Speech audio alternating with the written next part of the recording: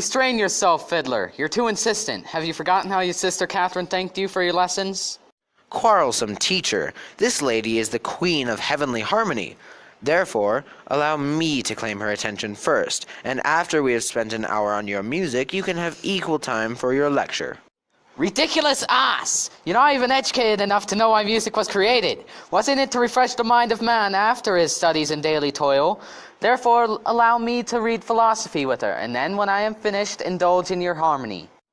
Sir, you go too far. I will not stand for it. Gentlemen, it seems to me you're both out of line to be laying down the law about things that are really up to me. I am no schoolboy, and I won't be dictated to with hours and schedules.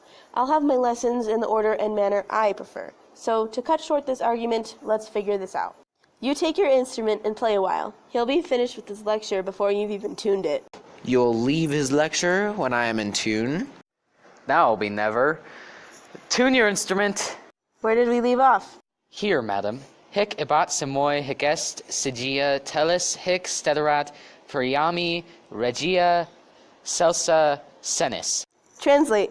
Hic ibat, as I told you before, simoi, I am Lucentio, hic est, son of Vincentio of Pisa, sigia telis, disguised as a teacher so as to win your love, hic steterat, and the fellow who comes to court you calling himself Lucentio, Priami is my servant Tranio, Regia, pretending to be me, Celsa Senis, so we can get the better of the foolish old man.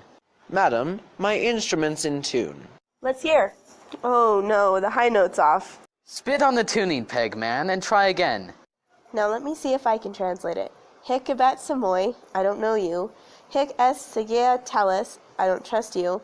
Hic steterat priami, don't let him hear you. Regia, don't take anything for granted. Celsa senis, don't give up. Madam, now it is really in tune. All but the low note. The low note's fine. It's this low-minded dog that's out of tune. How touchy and insistent this fellow is. I'm beginning to think he's wooing my darling. Little professor, I'll have to keep an eye on you. In time, I may come to believe you, but I'm wary. There's no need to be, really, for Aeacides is just another name for Ajax. He gets it from his grandfather. You're my teacher, so I must believe you. Otherwise, I would have to argue the point with you. But let it go. Now, Lydio, it's your turn. I hope, sir, that you're not angry that I have been equally attentive to you both. Take a break. Leave us alone, why don't you? I don't teach music for a threesome. Well, aren't we strict? Okay, I guess I'll have to wait. And watch, too. For unless I'm very much mistaken, our fancy musician is turning romantic. Madam, before you take up the instrument or begin learning the fingering, I must teach you certain fundamentals. To help you remember the scales, I've come up with a little trick, more fun and effective than those that any of my colleagues used. Here, I've written it out. I think I know my scales by now. Well, read Hortensio's scale anyway. I am the scale, the basis of all harmony. Re, I am here to argue for Hortensio's love. Be me, Bianca, take him for your husband. Si, fa, ut, he loves you with all affection. D, sol, re, I have one clef but only two notes. E, la, mi, have pity on me or I shall die. You call this a scale? I don't like it. I don't go in for these newfangled methods. I like doing things the old-fashioned way. Mistress, your father requests that you leave your books and come help decorate your sister's room. You know tomorrow is her wedding day. Farewell to both of you, dear teachers. I have to go. In that case, mistress, there's no reason for me to stay. But there's reason for me to look more closely at this schoolmaster. He acts like a man in love. But if Bianca is so vulgar as to stoop for any man she sees, the hell with her. Whoever wants her can have her. The first time I catch her straying, it's over. End of story. Sir, this is the house. Would you like me to ring? Yes, certainly. Unless I am mistaken, Senor Baptista may remember me from the Pegasus in Genoa, where we both stayed 20 years ago. Fine, fine. Just play your part and act as serious as a father should. Of course I will. But, sir, here comes your servant. Better fill him in. Don't worry about him. You there, Biondello, now act your part convincingly. Behave as though this were the real Vincentio. Don't worry about me. And did you take the message to Baptista? I told him that your father was in Venice and you expected him to arrive in Padua today. Buy yourself a drink on me. Here comes Baptista. places, everyone. Senor Baptista, I'm glad to see you. Sir, this is the gentleman I told you of. I hope you'll be a good father to me now. Give me Bianca for my inheritance. Hush, son. Sir, may I? Having come to Padua to collect some debts, my son Lucentio acquainted me with a serious matter, namely the love between your daughter and himself. Now, since I have heard good reports of you, and in view of the love between your daughter and my son, I am willing to give my consent to his marriage right away. So, if you think you can put up with no worse a man than I am, you'll find me willing, pending some agreement, to see your daughter betrothed to him. I can't haggle with you, Senor Baptista. I have too much respect for you. Sir, pardon me for what I'm about to say. I appreciate your frankness and your bravery. It's true that your son Lucentio loves my daughter, and she loves him, or else they're putting on some quiet act. Therefore, provided that you assure me that you will treat your son as a father should, and offer my daughter a sufficient dowry, we call it a match, and be done with it. Your son will have consent to marry my daughter. Thank you, sir. Where can we draw up the necessary papers and get this settled? Not in my house, Lucentio. My servants might overhear, and old Gramanio is still hanging around, so we might be interrupted. Then at my place, if you like. That's where my father's staying. We can get everything sorted out in private there tonight. Send your servant for Bianca. Mine shall go and fetch the notary. The only drawback is that, with such short notice, we'll only be able to offer you only modest refreshment. This is all very acceptable. Cambio, hurry home and tell Bianca to get ready right away. And if you don't mind, tell her what's happened. That Lucentio's father has arrived in Padua today, and that she's likely to become Lucentio's wife. I hope with all my heart she will. Forget about your heart and get busy. Senor Baptista, shall I lead the way? You'll be welcome, though dinner will probably only be one course. We'll make it up to you in Pisa. I'll come with you. Cambio, What is it, Biondella? you saw my master wink and laugh at you. What about it?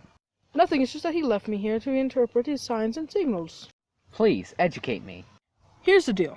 We're safe on Baptista's front, but he's talking with the bogus father about the bogus son. And so... Are you to bring his daughter to the supper? And then?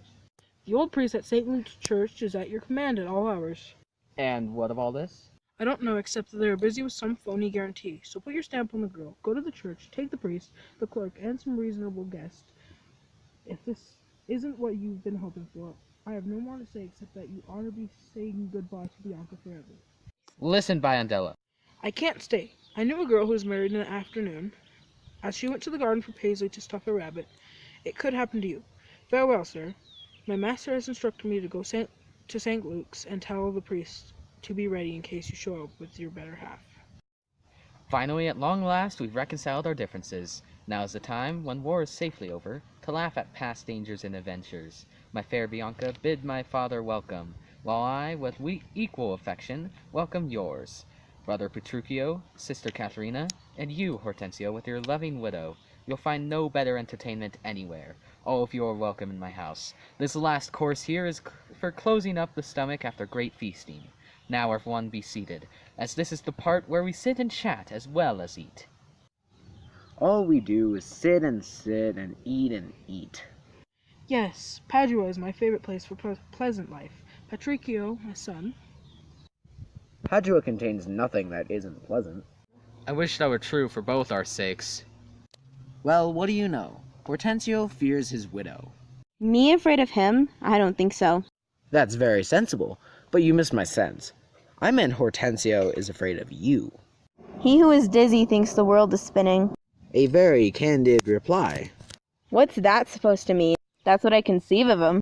Conceives by me? How does that sit with you, Hortensio? My widow means that her remark expressed the way she understood him. Nice save! Kiss him for that, good widow. He who is dizzy thinks the world is spinning. Please, tell me what you meant by that. Your husband, being saddled with a shrew, projects his own suffering onto my husband. And now you know my meaning.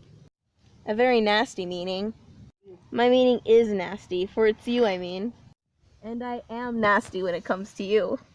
You tell her, Kate! You tell her, widow! I'll bet you 100 marks my Kate puts her flat on her back.